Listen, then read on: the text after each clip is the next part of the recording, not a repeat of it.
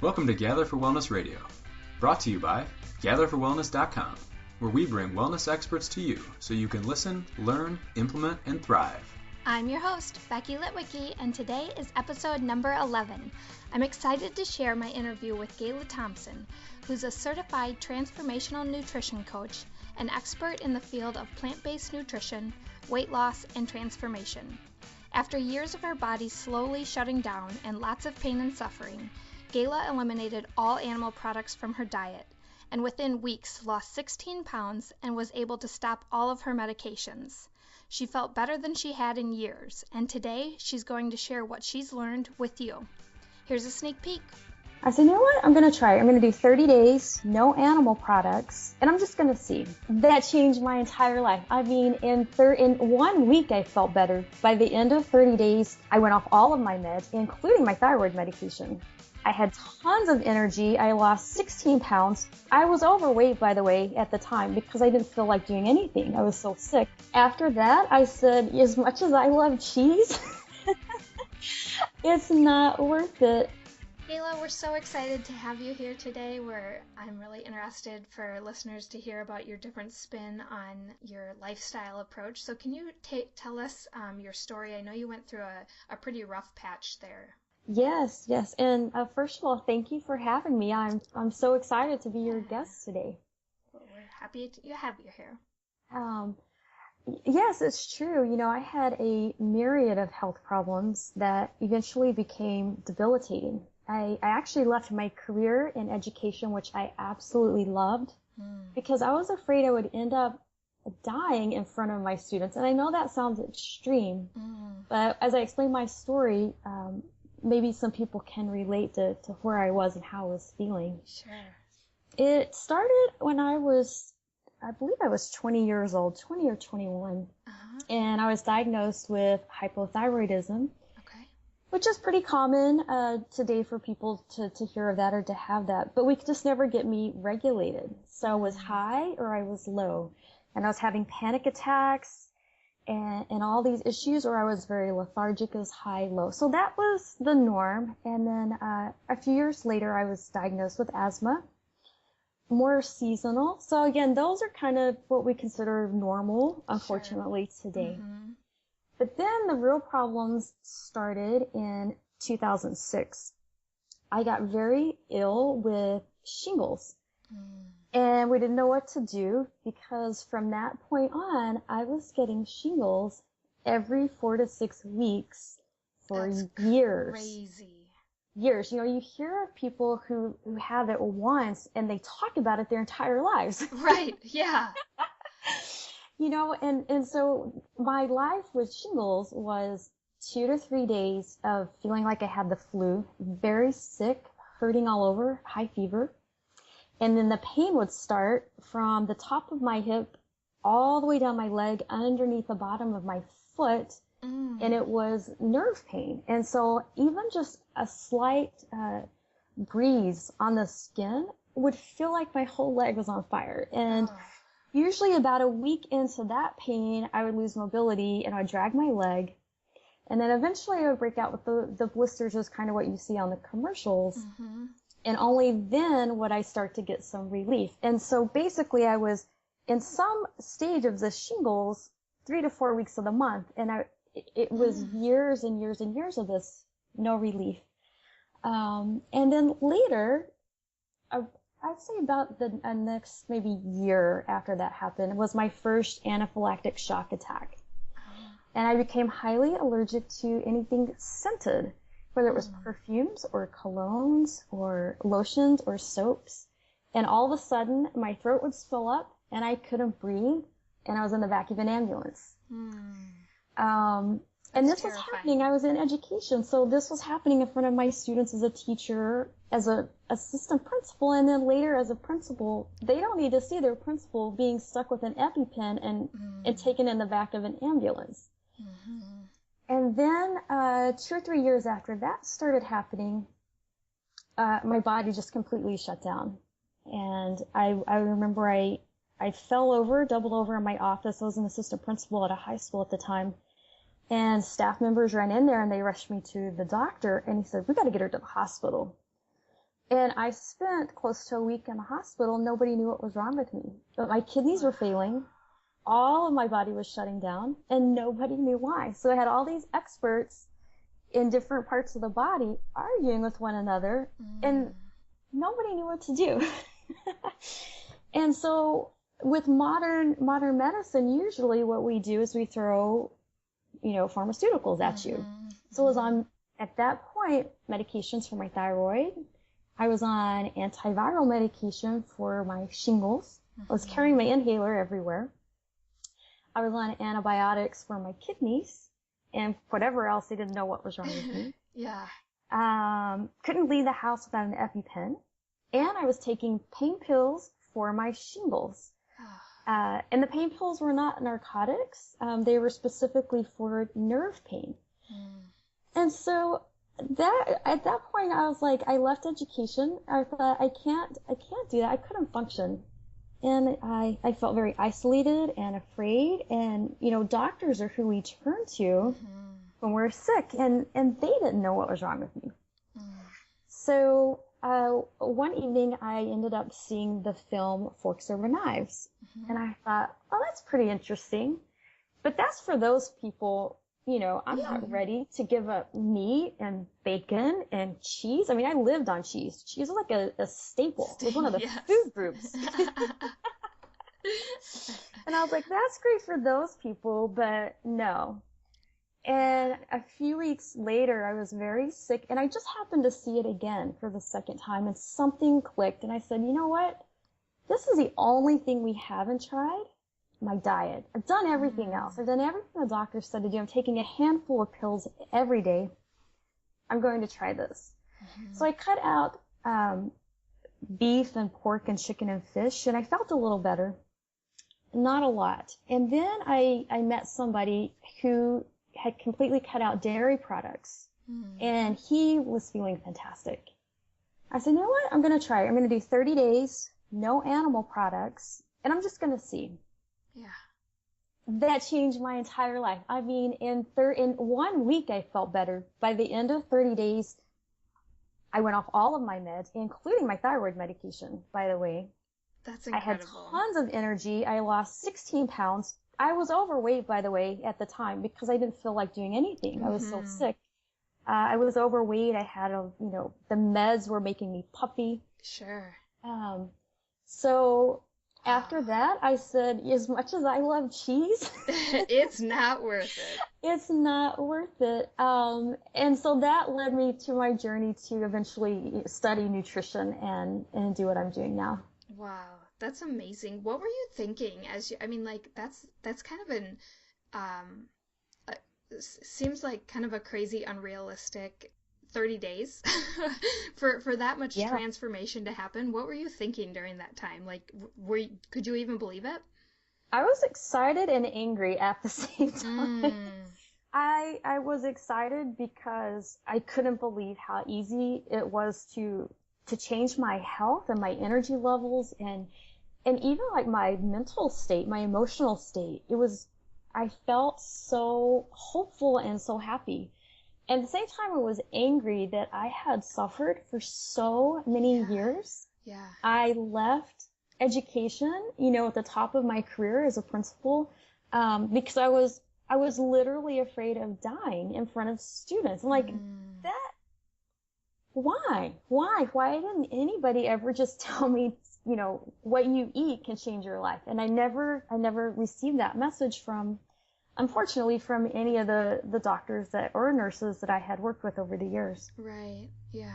I did an interview with one of my coaches recently, and she said she started thinking about things that were challenging as why are these things happening to me or for me instead of happening to me. And I think your story is so beautiful because you referenced being at the top of your career and loving teaching, and I can tell that you really enjoyed that, but now you're just one more light to share this information with other people so they don't have to go through what you went through. That's incredible.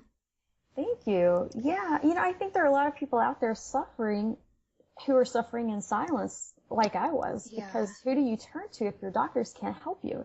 Right. And I think too, like, I think poor health has become something that, like you said, we kind of just accept it. It becomes part of aging or part of, the stressful lifestyle or whatever, and we kind of just take one pill for this and one pill for that, and I feel like we've really become pretty dependent on medication in our society. Can you talk a little bit more about that? I know you've got some really interesting stats on your site that detail that out. Yeah, this is such a great topic and so important, and it's especially prevalent in the Western world. Mm-hmm. I remember years ago seeing for the first time this commercial about a new medication. I don't remember what it was, but it was some new medication, and that was the first time I'd ever seen on television, on a commercial, where they listed and spoke of all of the negative and potentially fatal side effects from taking the medication.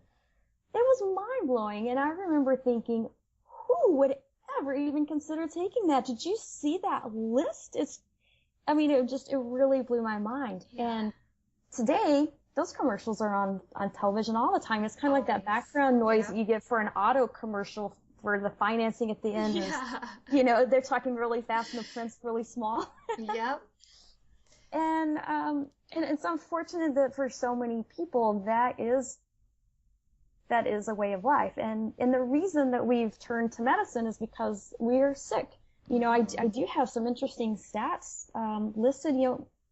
I don't know if people realize, but 1 out of every 2 Americans will be diagnosed with a diet-related disease. So if you go out to lunch with your friend, which one of you is that going to be? Is it going to be you or your friend? Right. Hopefully neither. And hopefully neither. Exactly. That's the idea. 1 in 3 adults is obese, and right now, it's the first time ever, almost 1 in 5 children are obese. And that really translates to our lifestyle. So if we want to break it down, what is it that we are sick with? Like, what are these ailments? 73 million Americans, adults, have high cholesterol. 70 million adults have high blood pressure. 29 million already have diabetes. And this was the big one for me. 86 million adults currently have pre-diabetes. And 9 out of 10 of them, they don't even know. They have no idea that the next step is insulin. That blows my mind. Yeah. Very, very scary. I don't know if everybody knows this, but really it's unhealthy eating habits and lack of physical activity that kills Americans. It kills 13 times more people each year than guns. Yeah. So that's kind of where we are. We're sick and we don't know where to turn to, so we turn to pharmaceuticals, which have terrible side effects. And so then we give more pills to combat the side effects from the first pills that we give. Yes, it's a wicked combination, right? Yeah, and it's unfortunate that you can go to the doctor with heart disease and high blood pressure and pre-diabetes, and they say, or diabetes, and they say, here, take this handful of pills, cut down on the cheeseburgers, and walk 10 minutes a day. That's really not how we get healthy. Yep. That's how we cover symptoms, right? I feel like there's such a big difference between that approach where you manage a symptom, right? You stop taking the pill and the symptom comes back, or you can take your approach and your body actually heals itself so that you don't have to rely on one single thing for those symptoms to be gone. Your body just takes care of them and heals. It does, and I think modern science, we've been taught to focus on one symptom or one body part or one organ or one system, but they all work together. Yes. So we have to take a holistic approach and heal the whole body instead of focusing only on one specific area. Yeah, it's like gears. They all rely on each other to work efficiently, or you're just going to be heading towards another poor symptom, unfortunately. Yes, exactly. So I know you said that because your 30-day transformation was so profound that it was kind of like, well, dairy, I don't have to have that anymore. But really, like once you got past that, was it easy to stick with a plant-based lifestyle?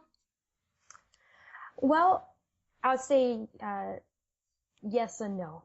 I'm being perfectly honest. So I grew up in Texas. I live in New York City now, but I grew up in Texas, which means lots of beef and chicken and pork and cheese and butter and deep fried. And that was my lifestyle. That's all I knew, right?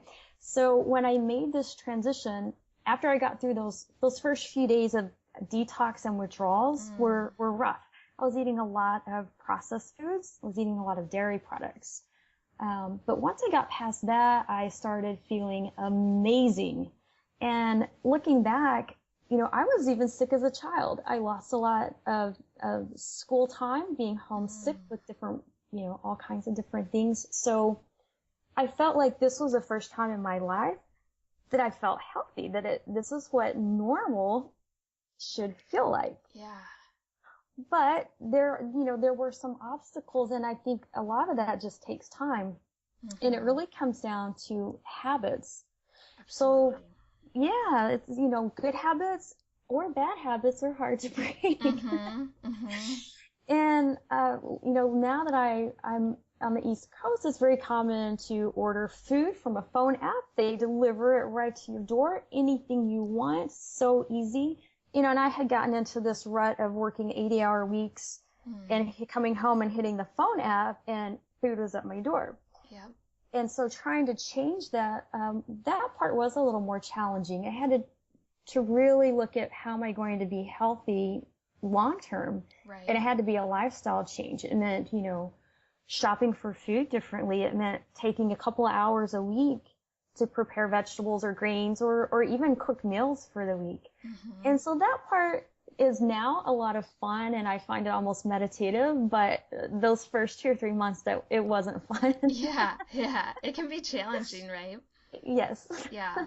And I think, fortunately, like you mentioned the phone app, I think there are a lot of companies that are starting to spring up here and there that are really putting a lot of effort and energy into sourcing natural products and locally grown produce and things like that do offer a little bit more convenience. I think there's still definitely, benefit from going through the cooking process and the prepping process yourself. But I think there is maybe a little more available than what was available a few years ago, as far as that convenience goes. It is, and the more we ask for it, the more likely we are to get it. So the more people, whether it's you want the convenience or even if you're out in a restaurant, ordering something, the more they hear for people asking for certain items or prepared a certain way, they're going to respond, but we have to ask for it. Yeah, absolutely. So a lot of the guests on our show have talked about a paleo approach to living, which includes animal products, and for them that's worked really well. But for you, it was really taking those animal products out that made a huge difference. And I'm so happy that you also mentioned taking out the processed foods, because I think a lot of times people perceive vegetarianism to be, a bag of Cheetos with an apple, maybe an apple. But it seems like a lot of times they just become processed carboholics. So can you talk about what the real difference is and how important that step is? Yeah, that is so true. We like to have labels because we want to identify with something, whether it's paleo or vegetarian or vegan or, whatever it is. It feels good to have like-minded individuals, doing what you're doing.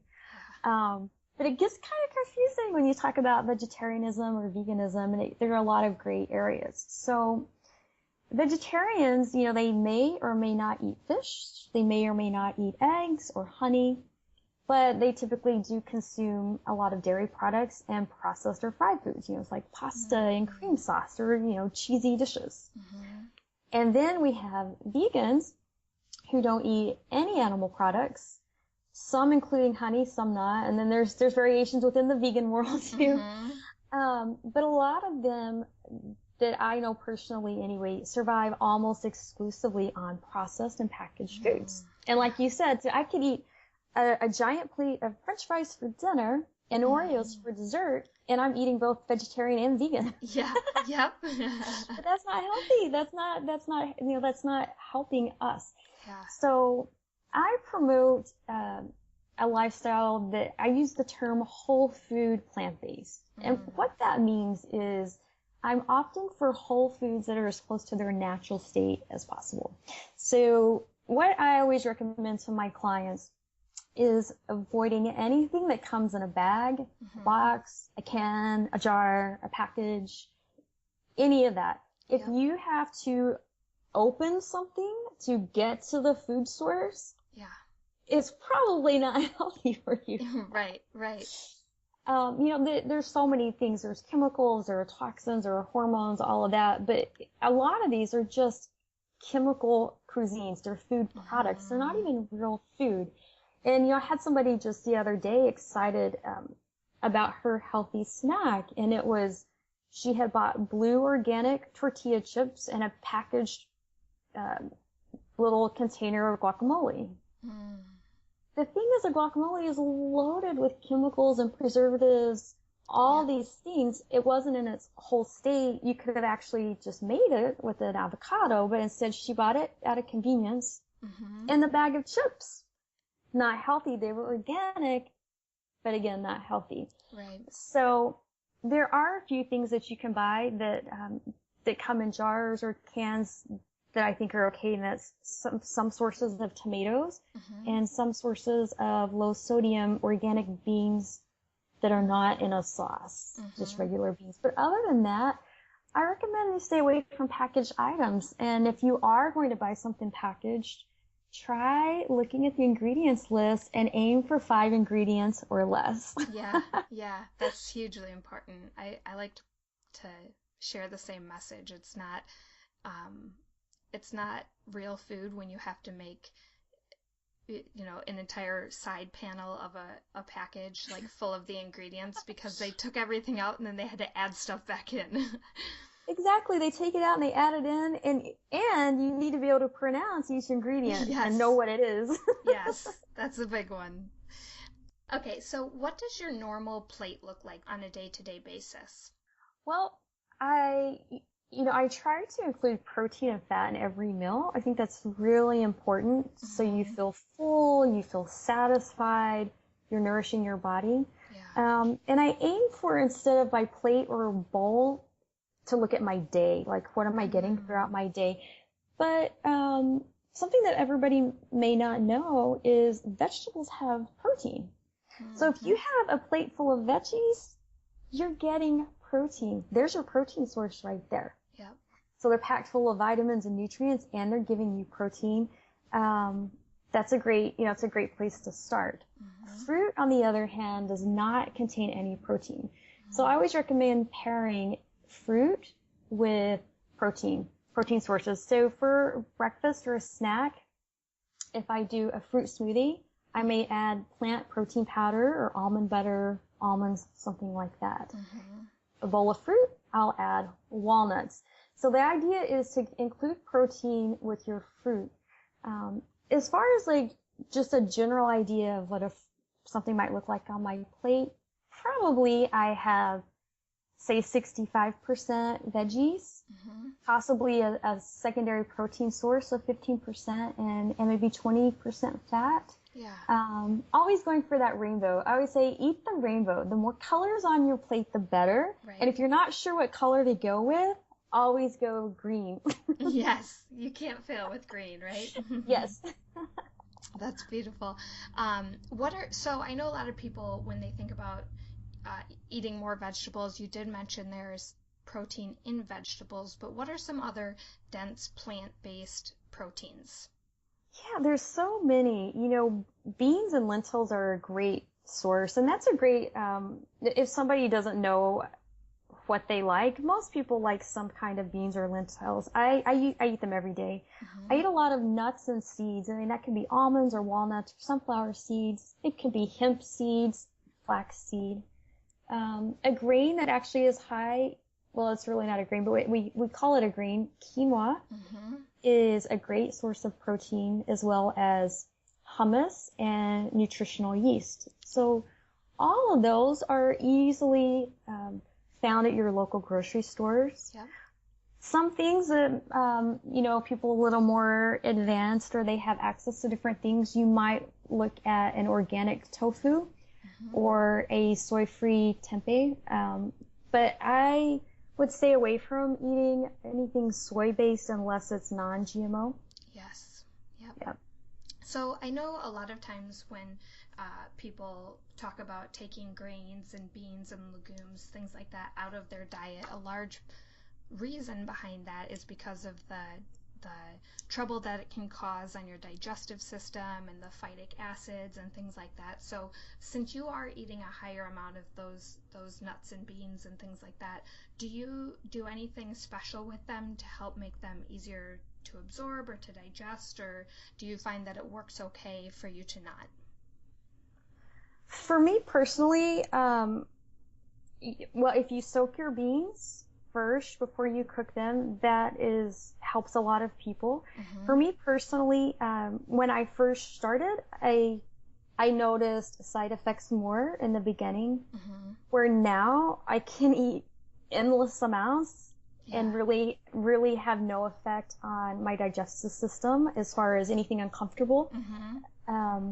So I think if that is something that bothers somebody, try soaking your beans before you cook them. Sure. And start small. Ease into it. You know, if you eat a giant bowl of beans for dinner and you don't ever get that kind of fiber, well, you might be uncomfortable. Yeah. You might want to be in your own room for a while. Exactly. Too funny. Well, I think another thing people, when they start out eating more vegetables, there's that quick response of, well, I don't like vegetables. And I grew up not really liking vegetables much at all, and now I wake up like craving them. And I think a large portion or large reason behind that, for one, I think there's kind of magic in simplifying the processing of vegetables and not trying to like overcook them or nuke them in the microwave so long they turn to mush. Or I think also too, though, getting away from those processed foods helps because, like we said, there's so many chemicals and flavor enhancers that our brains really forget what actual food tastes like, right? They do. You know, we are very adaptable as human beings, and I think it's what we get accustomed to eating. Here's an example. My father's side of the family is Lebanese, so I grew up eating a lot of foods that were prevalent in that culture, which meant a lot of cinnamon on beef. You know, dishes with cinnamon on beef. We love it. We absolutely love it. Yeah. I would have friends over on nights like my grandmother was cooking, and I'd be so excited to eat it, and they would not. They'd look at me trying to be polite, but they didn't like it at all. And you know, it's what we're conditioned to. Same with like Cadbury eggs. They came years ago. They introduced them to Japan, and they, you know, such a big seller here in the U.S. And Japan was like, "Oh, what is that? That's terrible," you know, and they had to pull them from the shelves because nobody would eat them. So we're conditioned. We're conditioned to eat whatever it is we're currently eating. And once you get away from the unhealthy foods and you start embracing the healthier choices, that eventually becomes your preferred choice. Yeah. But you have, you know, you need to go in with your eyes wide open, knowing, you know, an apple versus that ice cream sundae is, in the beginning, might taste very different. Yes. I know, yes. People are like, you eat a piece of fruit for dessert? Like, well, yeah. And when you're not eating all of the, you know, the junk food, as we call it, that fruit is so sweet and delicious, and you learn to savor it, and it just tastes better. And then you get to where you don't want the processed foods. They almost taste weird, or they just don't taste right. They don't taste right. Yeah, I remember going back maybe 6 months to a year after I had transitioned to a more whole food diet, and my husband would still get things, and let me try that, you know, and I eat it and be like, nope, don't miss it. And like, there are some things that I do, you know, it would be nice to have now and then, or, you know, I'll experiment now and then, but for the most part, it's like, yeah, like you said, it's not really something you sit and think about after you've moved past it. Yeah, you don't miss it once it's not a part of your lifestyle. Yeah, and I think once you start to feel better, I think even if you're not somebody like you who had those extreme health conditions going on, there, like we said, there are so many poor health symptoms that people live with without even realizing they don't feel well. That just taking your health to the next level like that is just so encouraging. It is. People, I think the majority of people, at least here in the United States, they're not healthy and they don't feel well, but they don't know because that's become their reality. Yeah. Totally. What are some of your favorite meals to make, or like your favorite vegetables that you would recommend to people maybe investigate or try? I love cauliflower and Brussels sprouts. I have since I was a kid.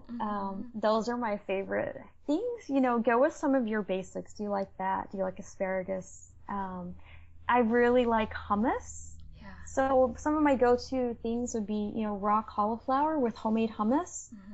A quick meal, a go-to meal that I can make for breakfast, lunch, or dinner, especially if I'm in a time crunch, is a whole grain bread toasted. Yeah. I smash an avocado and put on there a layer of that and slice heirloom tomatoes. And 5 minutes, I've got breakfast, lunch, dinner, snack.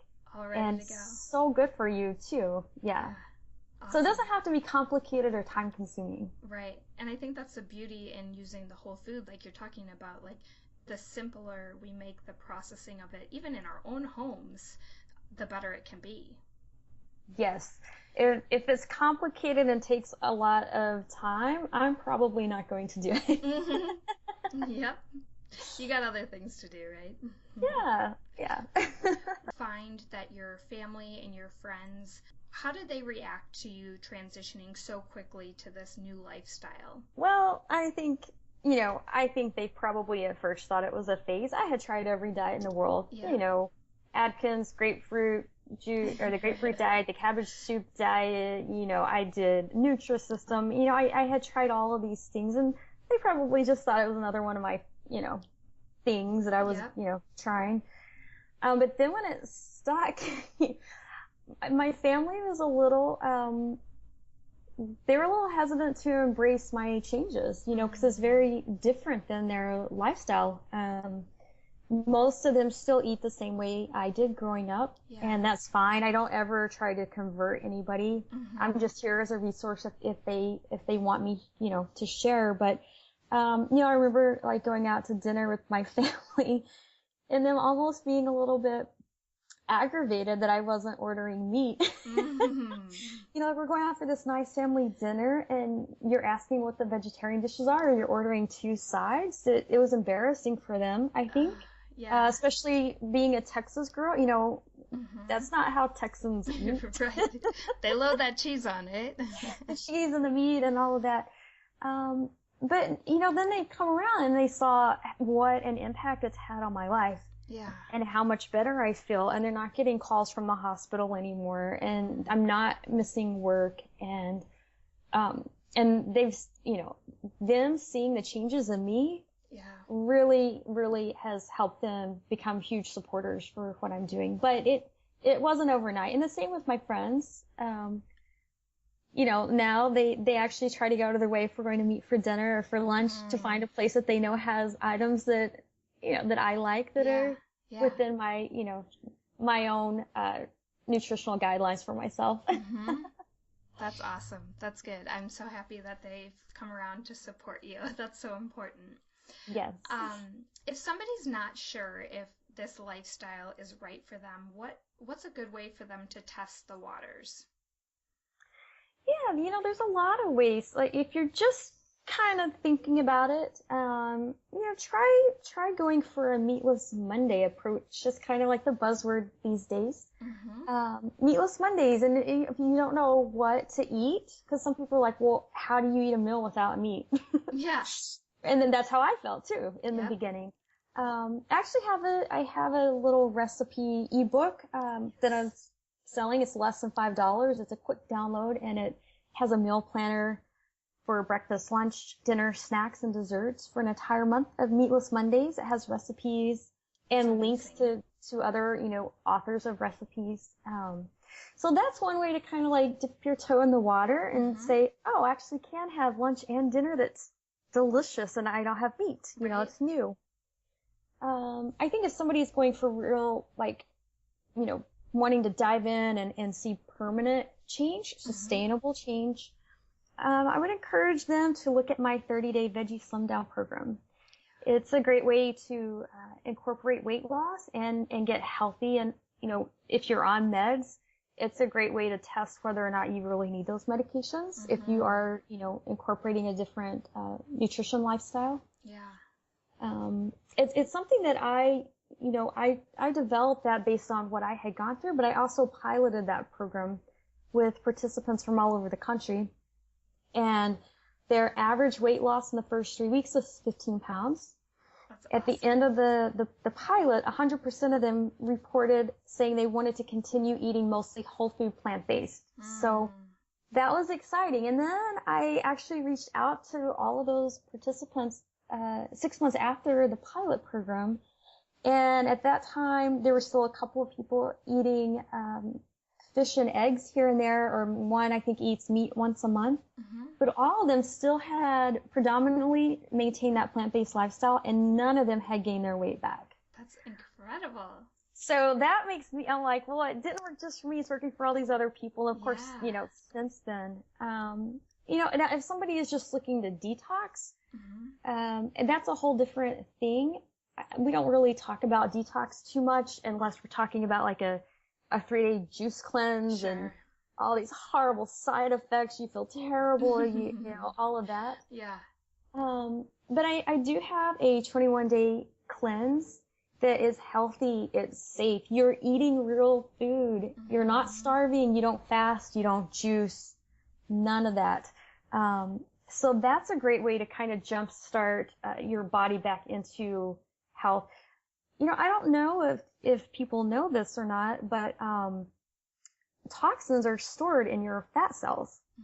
So toxins are these foreign substances to the body, and the body doesn't know what to do with them. So it says, okay, we're going to put you in the fat cells and you can stay there because you don't have any purpose for us. Right.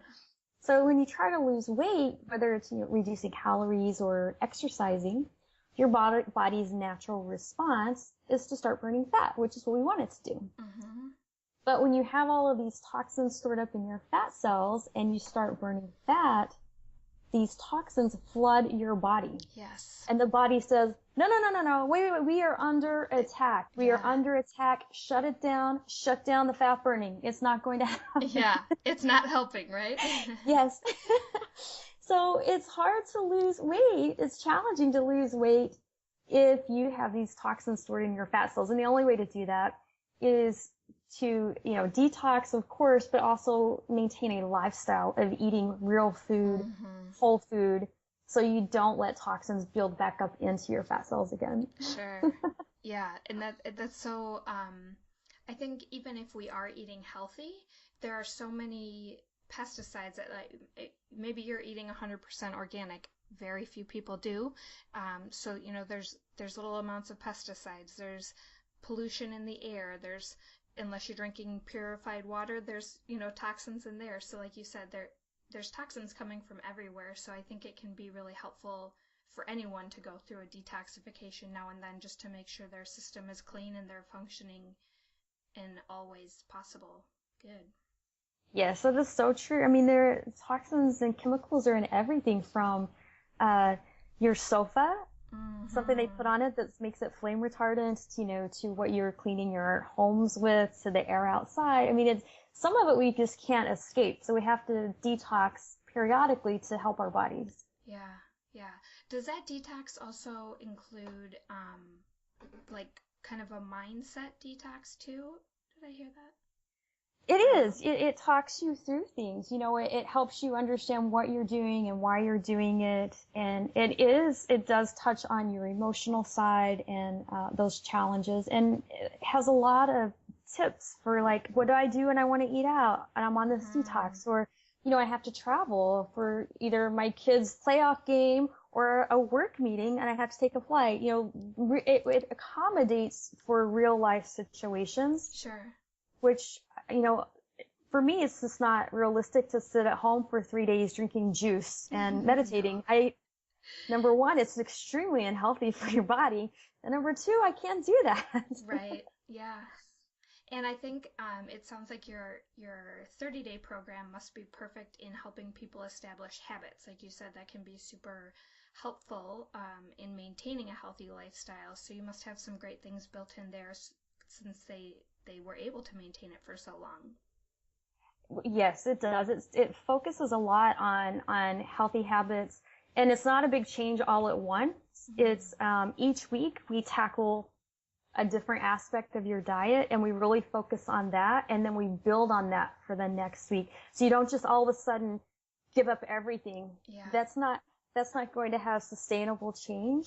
It's all about something that will last forever. So even if you finish the program and you still want to eat meat, or you still like your shrimp, or whatever it is your thing, or you still want cheese here and there, if you can just get to this mindset of I'm helping myself by what I'm putting in my body and being mindful and eating more plant-based whole foods, that's really the goal, because you're going to heal your body. Even if there are certain things you still want to maintain in your, in your diet. Yep.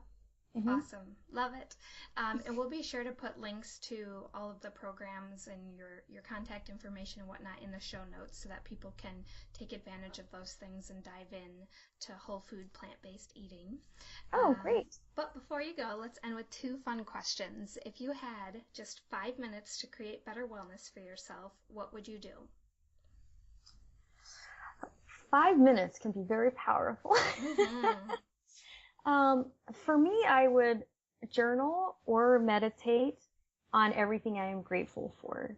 I actually do this every day, sometimes several times a day. Yeah. The mind is such a powerful thing. And being in a state of gratitude magnifies all the positive and wonderful things happening in your life. And when you are so focused on the things that are good, it overshadows those negative things or hurtful or scary thoughts. Yeah. So for me, being in a state of gratitude just naturally translates to healthier choices, a healthier lifestyle, overall well-being. So if I only have 5 minutes a day, it's definitely going to be devoted to a time of gratitude. Beautiful. Love it. And then what is your most powerful health habit? I think that's a great question. I think for me, it was just a paradigm shift in my thinking. From thinking, is what I'm eating nourishing and feeding my health, or is this feeding my disease? And once I got to that point, now I'm at a place where I think it's really easy. And so my train of thought now around food and healthy habits comes down to this. Instead of wanting something and knowing I can't have it, I know I can have it and I don't want it anymore. That's a huge shift. It is. It's a huge shift, and it's really just completely transformed my way of life. Yeah. Awesome. Well, we are so happy that you were able to join us today, Gayla. This has been super powerful information. I think this is going to be really helpful to a lot of people, and we're very grateful for you. Oh, thank you so much for having me. It was my pleasure. Awesome. All right. We'll talk to you soon. Okay, thanks. Yeah, bye. Bye. Thank you so much for joining us for today's episode of Gather for Wellness Radio. We'd greatly appreciate if you'd leave a review over on iTunes, Stitcher, or the blog. And don't forget to share this episode with your friends, family, and on social media. We hope you'll join us for the next episode. But until then, keep being awesome.